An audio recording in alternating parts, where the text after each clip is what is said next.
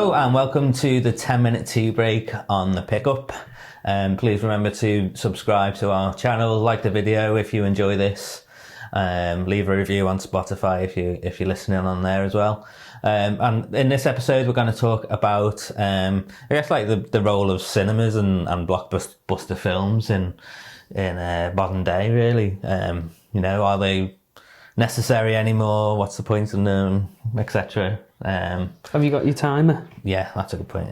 Yeah, so 10-minute tea break is 10 minutes. We put a timer on and we just try and hash it out. Yeah, so let's go. My stance is I think cinema is dead. Yeah. It's like the album. All right, okay. My stance is that people don't have the attention span or time maybe to go to the cinema. Mm.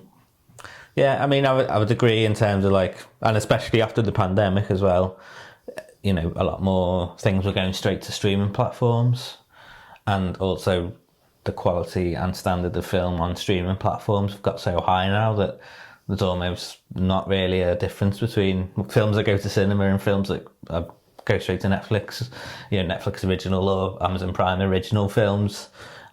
Disney? Yeah, Disney films. Disney have their own streaming they've all service. got the big stars in them. They've all got deals with the big stars. And, they're all being... majority of people have got decent TVs now in the houses and, they're streaming 4K, decent sound and stuff. So, I mean, I suppose... Yeah, you still get a good experience streaming stuff from home, don't you, really? Arguably a better one. Yeah. You're more comfortable. You don't have to pay £5 for a popcorn that's like this big. Yeah. Or £7 for a drink. Yeah. All this kind of stuff. I just think possibly that if we're really starting to see the back end of cinema. And I would also put this out there. I don't think there's been any Hollywood A-list stars born for 20-25 years. Possibly, yeah. The last kind of generation of Hollywood A-list true stars is Brad Pitt. Yeah. Yeah, trying to think of something else. I suppose you got the likes of Jodie Comer coming through. I know she's local, so she's sort of on our minds, but she seems to be going from strength to strength, and she's in these American sort of blockbusters now. But yeah, I know what you mean. They're few and far between. Yeah, and I think as well, the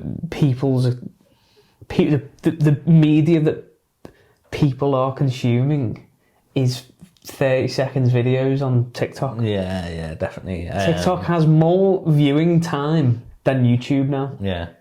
So it's gone from films to TV to 8-minute videos on YouTube, and now it's up to 3 minutes on TikTok. Yeah, I know what you mean. And you get to design whatever you watch. Yeah. You get to follow the people you want. I don't know, I just think we're really starting to watch cinema, and I don't think it'll ever go away. No, because there's so much weird hierarchical structure and money and all this kind of stuff to it. Yeah. But I think it's going to be a bit of a strange, late 90s, early 2000s, well, late 90s and for the whole of the 2000s, really, what happened to the music industry. Yeah, definitely. That whole decline, I feel like we're in the late 90s now. It's going to get worse and worse and worse and worse before it gets anywhere near better. Yeah. It's been one of the industries in entertainment which has been slow to react to the internet, really, hasn't it? Yeah. And I think it's obviously related to cinemas. So people don't want to lose them as such. And I still think, I know we were saying it's still a good experience to watch from home, but I do enjoy the cinema experience as well. And talking about sort of attention spans and stuff. I suppose that's the one place where you feel bad if you get your phone out of anything, don't you? So we do. Yeah, I know, yeah. But it's a place where you sort of do sit with your phone in your pocket and turn it off or whatever and concentrate on the film for however long it's on. So I do think the cinema experience is still superior to watching it at home.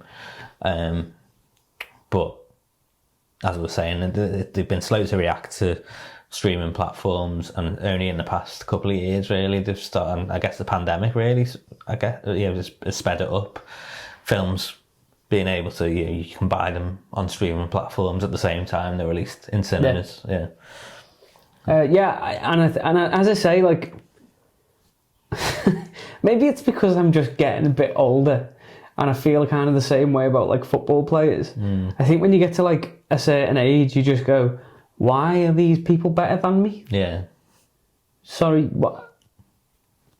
Yeah. And like, just because you sit in a room and say the same line 8 times doesn't make you like a star. Yeah. Do you know? I don't know. I just think that whole thing is really strange. And do you know what's really like kind of one of the most depressing parts about it is that like independent cinema hasn't thrived at the same time as blockbuster cinema starting to fall. Yeah.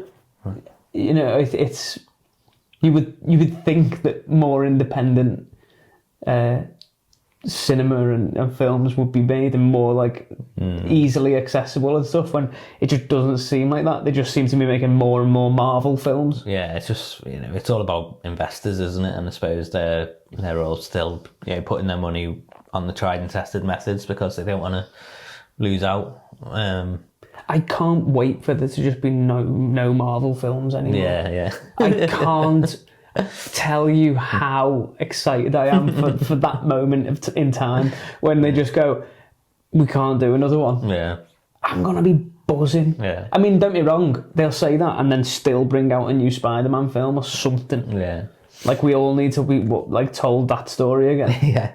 But I think as well, TV shows now, like since probably like the late noughties to now, like if you're going back to like Lost, and then you've got Walking Dead, Game of Thrones, those sort of TV shows, Breaking Bad, they're all like, each episode's like a movie essentially, and like it's a film standard, maybe even better than a film because the story lasts longer and there's more to delve into, goes deeper.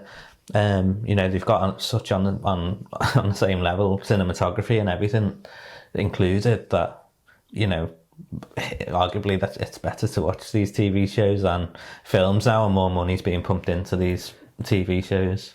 And you've got Hollywood actors. Yeah. I think that's like one of the things that really has made my mind up that cinema is on its way out, is because you've got people like Jonah Hill and Emma Stone were in that Netflix original a couple of years ago. Yeah. I forget the name of it, but I really, really enjoyed it. And then you've got, I think, Zooey Deschanel is like one of the first into New Girl, wasn't she? That was like took that leap backwards in inverted commas, when actually that was probably one of the best decisions that she ever made. Yeah, and is it Reese Witherspoon who's been in a couple of things on Amazon Prime as well, hasn't she? Yeah, Little Fires, something about Little Fire. That was it. Yeah. But yeah, I just think like it's really interesting that we're seeing these like huge A-list stars that are being cast and absolutely nailing their parts in these TV shows. And as you say, they are of cinema quality. They are of like that kind of. You can't get away from the fact that that is how they film things now. But I mean, interesting to say the least, I think, because I just think we're going to see a lot more film stars in TV from now on, because that's the gigs that are available, because there's are all men in Hollywood all going to get the chance to have 6 months on steroids, then be a superhero, and then, do you know what I mean? Like, make 3 of that film because there needs to be 3.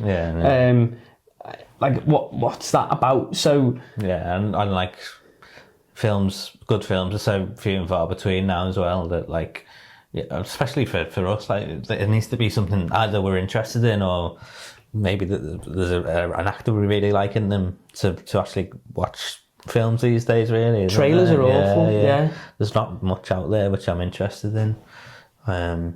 Everything's a remake as well. Yeah. There's bit that I can't remember the last film that got released that was an original idea. Yeah. Everything is a live action remake or a remake of something that was on in the 60s or something, like, think of a new thing. Yeah, and this whole culture of like binge watching stuff now as well is, I guess, pushing more and more people, as we were saying, into like the streaming platforms for TV shows rather than for some reason watching a TV show for 10 hours is more appealing than watching a film for 2 hours. But you can do it at your leisure, and I think exactly, that's like the thing that people really, really love. Yeah. There There you go. There we go. 10 mins. I don't know if we got to the bottom of that. Had a good discussion. It was anyway. fun. It was fun either way. But as we said before, like, subscribe, leave a review. If you hated it, leave the review. Don't give us a thumbs down. That's do though, because people don't realise that that's as good as a thumbs up. Yeah. So do. Yeah. I don't care. Let us know what you think as well as Cinema Dead. Because I'm quite interested in this one. Yeah. I could probably have done another 10 minutes on that. Full pickup episode then. But yeah, thank you very much, and we'll see you next time. Cheers.